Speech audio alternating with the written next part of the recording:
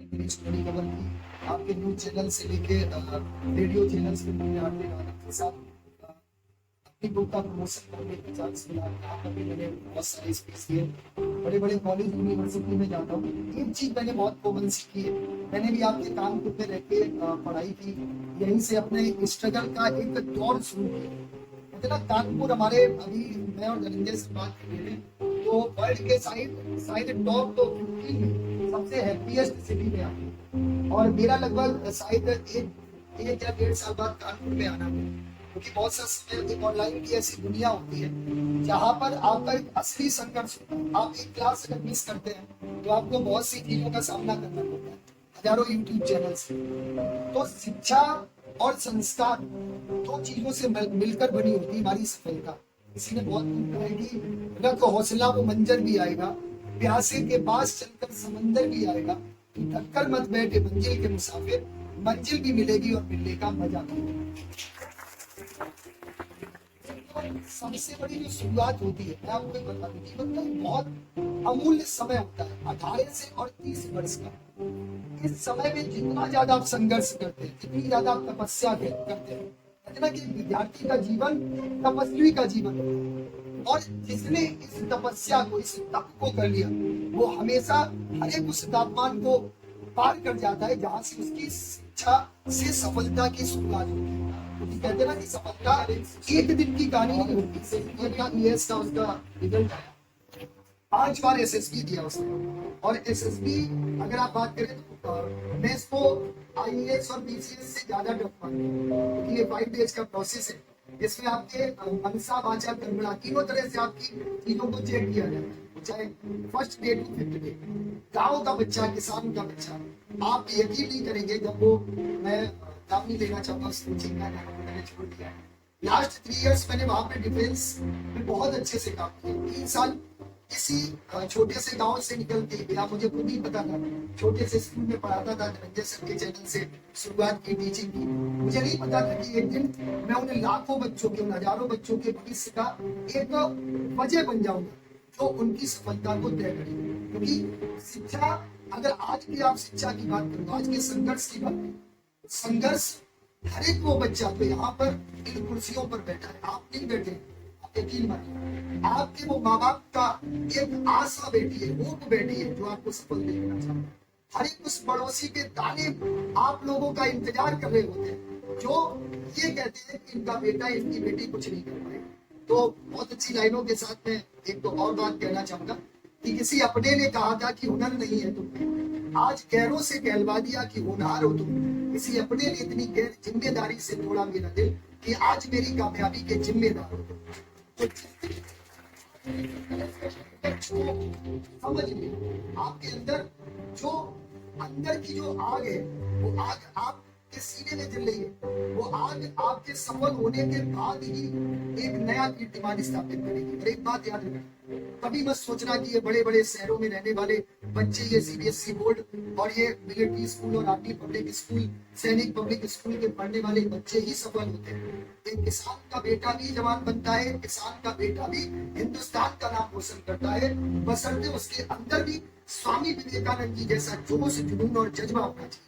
बशर्ते उसके अंदर भी वो रानी लक्ष्मीबाई जैसा साहस होना चाहिए। जब युद्ध के मैदान में जब रानी लक्ष्मीबाई गई तो उन्होंने हजारों दुश्मनों को एक तरफ छोड़ दिया और ये सुनिश्चित कर दिया कि मैं भी लड़ सकती हूँ, भले ही मैं इस देश की बेटी हूँ, लेकिन मैं बेटी हूँ, मैं कर सकती हूँ, मैं लड़ सकती हूँ। तो जीवन का एक सबसे बड़ा सत्य है कि सफलता सिर्फ आपको तभी मिल सकती है जब आप अपनी सोच को, अपने थॉट प्रोसेस को बहुत पॉजिटिव रखेंगे। आप अपने मन से उस डर को निकालेंगे कि नहीं, मुझे, कहते ना लोग, डर के आगे क्या होता है, डर के आगे दर्द है, मेहनत करोगे तो जीत है। हमें अपने थॉट प्रोसेस को बदलना होगा। सबको पता है, हम लोग अपने वही थॉट प्रोसेस पे चल रहे हैं, डर के आगे से भाई, डर के आगे तो दर्द है। आप 2 मंजिल से कूद जाओ, डर तो मिलने वाला है, बट वहां पर अगर आपने उस दर्द को सहन कर लिया तो जीत है, नहीं तो आप उस दर्द को जीवन भर अपने लाइफ में फेस करते हैं।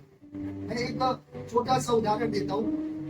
मैंने भी अपनी जर्नी जब गांव के स्कूल से शुरू की, 18 साल की उम्र थी, मुझे नहीं पता था। मैं रेडियो चैनल्स पे, जोश टॉक पे लोगों की स्टोरी सुनता था।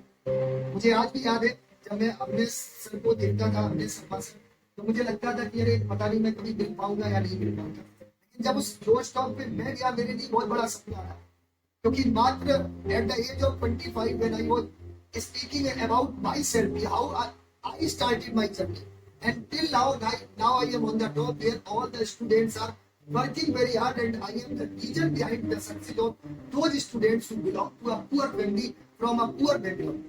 तो एक बात हमेशा याद रखना, जेब में गांधी हो या ना हो, अगर आपके विचारों में गांधी है तो जीवन की कोई भी ताकत, दुनिया की कोई भी ताकत तुम्हें सफल होने से नहीं रोक सकती। और याद रखना, ये लाइब्रेरी नहीं है, ये आपके जीवन में सफल होने का एक माध्यम है, ये आपके जीवन में एक उड़ान भरने का माध्यम है। ये वो लाइब्रेरी है जहां पर इस कुर्सी पर बैठकर आप उस कुर्सी के लिए लड़ाई लड़ रहे हैं, जहां पर आप कोई CHSL क्वालिफाई करेगा, कोई CGL क्वालिफाई करेगा, कोई NTS करेगा, तो कोई NTS एफकेट करेगा। बस एक उद्देश्य होना चाहिए। इस लाइब्रेरी की अगर कुर्सी पर मैं बैठा हूं या मैं बैठी हूँ, तो एक दिन इस दुनिया में इतना बड़ा नाम करूंगा। हर एक उस घर में 2-2 किलो लड्डू भिजवाने हैं जिसने तुमसे कहा था कि तुमसे नहीं। बस जरूरत है तो एक अपने अंदर दृढ़ संकल्प लेने, अपने अंदर एक आग रखने की डिटर्मिनेशन, कहते हैं कि एम, और हमारा एक होता है एम और एक होता है टारगेट। तो बताएगा what is the difference between aim and target? क्या डिफरेंस है? एक तो एम तो लेकर चीजें होती है कि हमें क्या बनना है, लेफ्टिनेंट बनना है, या हमें CGL क्वालिफाई करना है। एक होता है टारगेट कि हमें 5 साल के अंदर क्वालिफाई करना है, 2 साल के अंदर क्वालिफाई करना है। छोटा सा बिटल टूल है, एम कभी भी पूरा नहीं होता, टारगेट पूरे हो। आप टारगेट सेट, आप देखिए, आप मेरे बहुत से लोग देखे, मैं खुद अपनी बात कर रहा हूँ, मैंने जिम जाना शुरू किया, अपनी बार में थोड़ा ठीक ठाक हो जाऊंगा। 10 दिन किया, 11वें दिन मैंने बढ़, क्योंकि मैंने टारगेट नहीं बनाया, मैंने एम बनाया था कि I want to become a fit man. अगर मैं उस समय टारगेट बना लेता कि within 2 months I will lose my 3 kg, 5 kg weight, definitely I will proceed that gym, and definitely I can achieve my target. So there is a great difference between target and aim.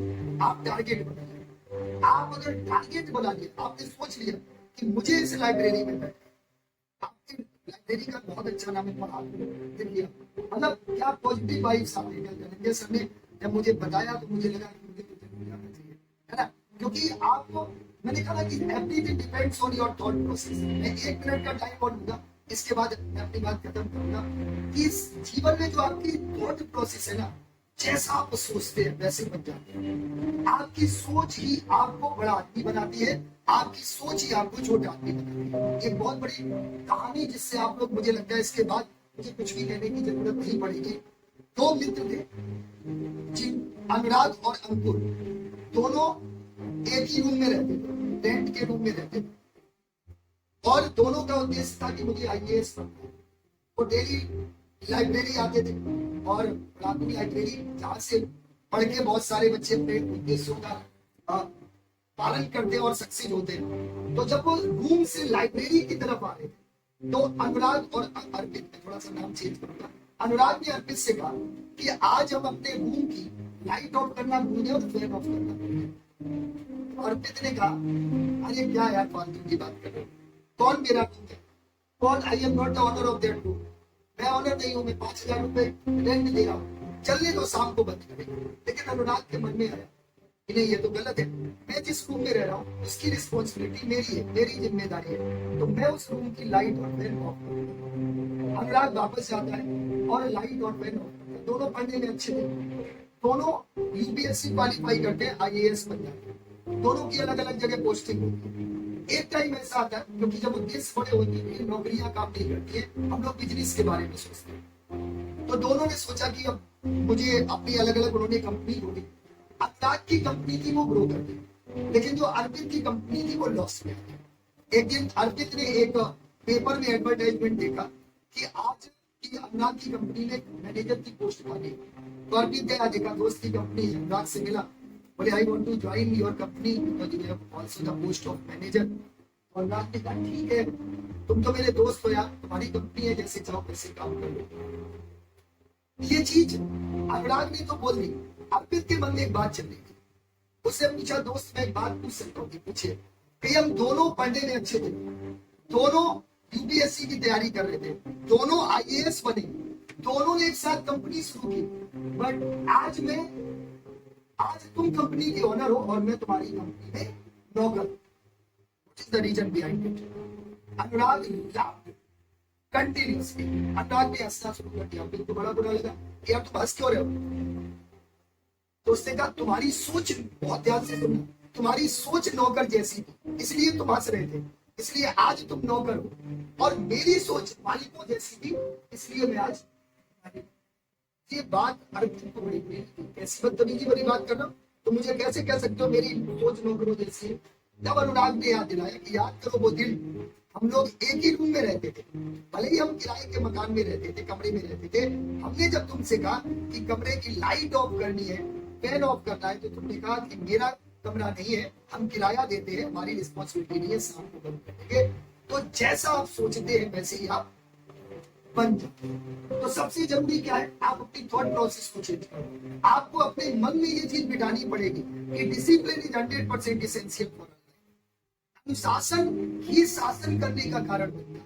आपको अनुशासित रहना होगा। अगर आपने कसम खाई है कि मुझे यूपीएससी क्वालिफाई करना है तो आपको 10 घंटे पढ़ना पड़ेगा, आपको लाइब्रेरी ज्वाइन करनी पड़ेगी, आपको डेली लाइब्रेरी आना पड़ेगा।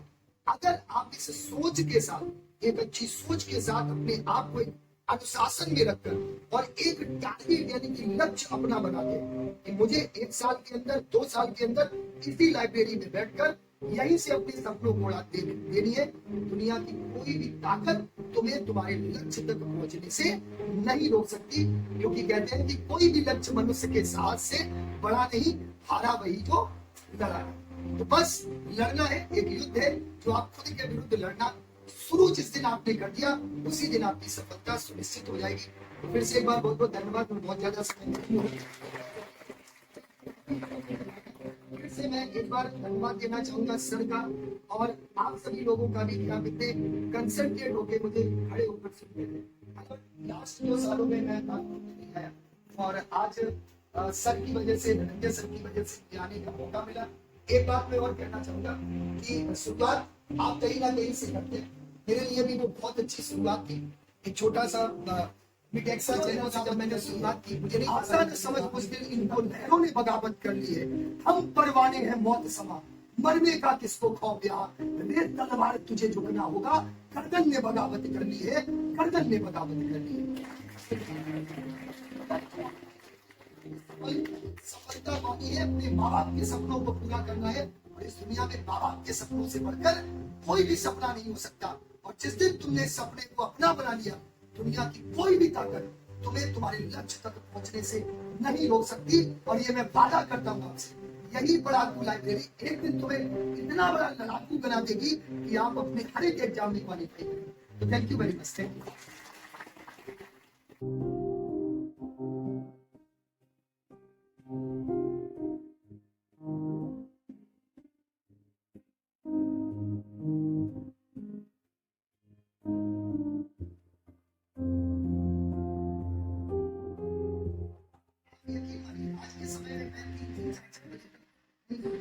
I am also 26 years।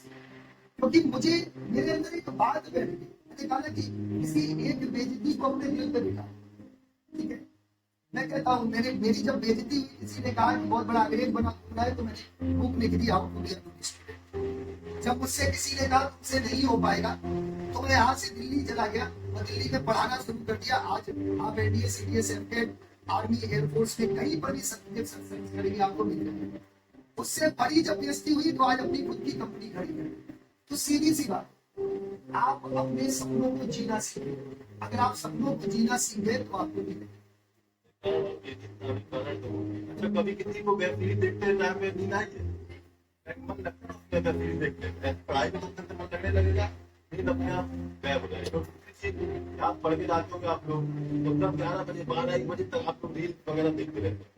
अब आप लोग 2 बजे क्यों रहे हो, 7 बजे क्यों रहे, तो नींद आएगी। तो आप जाइए, 10 बजे फोन लाइए, तुम्हें 6 बजे जब आपको 8 घंटे मिलेंगे बताइए ना। रील वगैरह आजकल ज्यादा चलने लगी ना, रील और रियल लाइफ में अंतर है।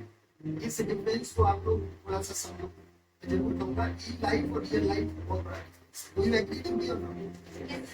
तो आप रियल लाइफ से निकलो, रियल लाइफ क्या है? और रियल लाइफ आपकी क्या है? ये किताबें हैं, ये लाइब्रेरी है। समस्या है कि टाइम टेबल नहीं फॉलो। अगर टाइम टेबल फॉलो नहीं करोगे तो किसी चीज में सफलता नहीं मिलने वाली। सफलता तभी मिलेगी आपको जब आप किसी चीज का एक समय सारणी बनाओगे, उस समय सारणी के अनुसार काम करना है तो करना है। अगर आपने किसी काम को, जैसे मान लीजिए मैंने पूरे दिन में लिया कि मुझे 10 घंटे काम करना, पढ़ाई करनी है। अगर किसी दिन मैंने 8 घंटे पढ़ाई की या 6 घंटे पढ़ाई की, तो नेक्स्ट डे हमें करना क्या है कि उसी टाइम को एडजस्ट करना। तो नेक्स्ट डे क्या करना है, हमें 10 घंटे की जगह 12 घंटे पढ़ेंगे, ठीक है, 2 घंटे एडजस्ट हो गए। नेक्स्ट डे आपको फिर से 12 घंटे पढ़ाई करनी है, यानी आपके 4 घंटे बैलेंस हो गए। मतलब टाइम को आपको बैलेंस बनाना पड़ेगा। मतलब आपके 10 घंटे जो थे, आपने 4 घंटे अगले दिन पिछले दिन खराब किए थे, वो अगले जो 2 दिन हैं उनमें बराबर करने पड़ेंगे। अपनी समय सारणी को बनाकर समय सारणी पे काम करना पड़ेगा, तभी आपको सफलता पूरी तरीके से मिल सकती है। अगर आप समय सारणी में पूरी तरीके से काम नहीं करेंगे तो आपको सफलता मिलेगी, लेकिन छोटी मिलेगी। और हमें चाहिए क्या, बड़ी सफलता चाहिए। छोटी सफलता से काम नहीं चलेगा। देखो, एक मेरी छोटी सी शायरी है कि हार भी सही पहचान तो मिलेगी, नई स्फूर्ति के साथ जिसमें जान तो मिलेगी। होंगे मेरे भी चर्चे इस बेगाने शहर में, आज नहीं तो कल जीते शांत तो मिलेगी।